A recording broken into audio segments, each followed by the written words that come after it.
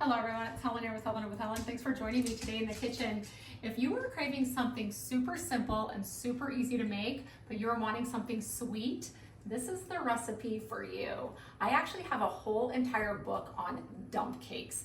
This particular one right here though has rhubarb, and rhubarb is one of my favorites. In fact, my mom has a rhubarb plant, my father-in-law has a rhubarb plant, and I'm always hoarding it. But this year, everybody's obviously caught on to how good rhubarb is because everybody else is wanting some too. In fact, my father-in-law actually found a lady over his fence picking his rhubarb, and he's like, excuse me, because you can't find it in the grocery stores right now, and I don't know what's going on with rhubarb. For some reason, it's not growing like it usually does, so it's kind of like a gem right now, if you will. And so every time he brings me some rhubarb, I'm super excited. In fact, I went to a family thing last weekend and I made a delicious rhubarb pie.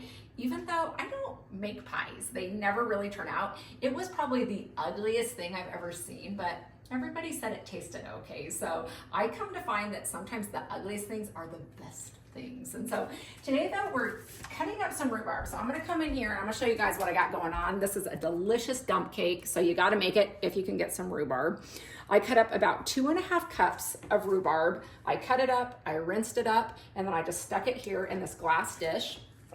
I sprayed it with Pam first, and then I just spreaded it out evenly throughout. And again, if you want to add a little extra, a little less, do whatever you want to do.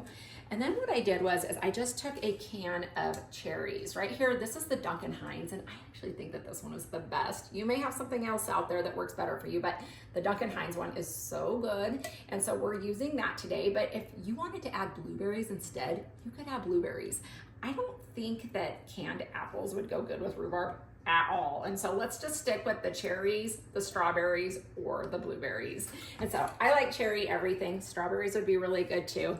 So I used the entire can, and right here, let's see what this one is. It looks like it's the 21-ounce can. And then what I did was I just kind of dolloped it all over the rhubarb, and then I kind of just spread it out like this. In the meantime, I took 1 full stick of butter, so an entire stick of butter.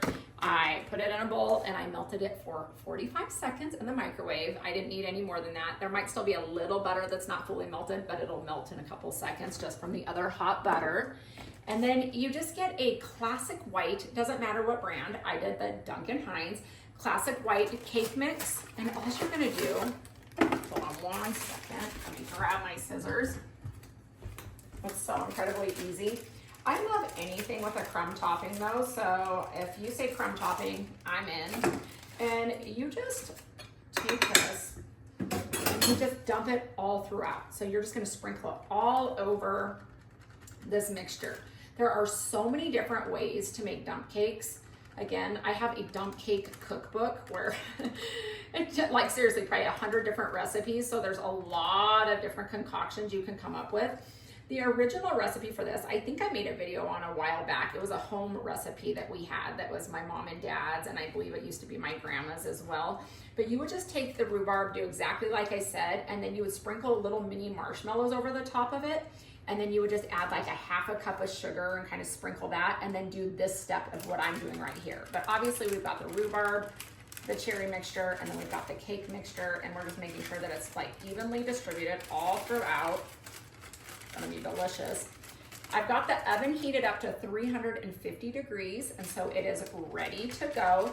And then what you're gonna do is you're gonna bake this for 30 minutes. If you need to bake it a few minutes longer, great. I like for the top to be a little bit brown and kind of crispy, but about 30 to 35 minutes, depending on how you like it as well. And then what I do with the butter, I just literally drizzle it. If you have something fancier that you want to drizzle it on top with, go for it. I'm not fancy. And so I'm gonna take this butter, and you just gotta kind of go nice and slow so it doesn't all just dump out in one spot.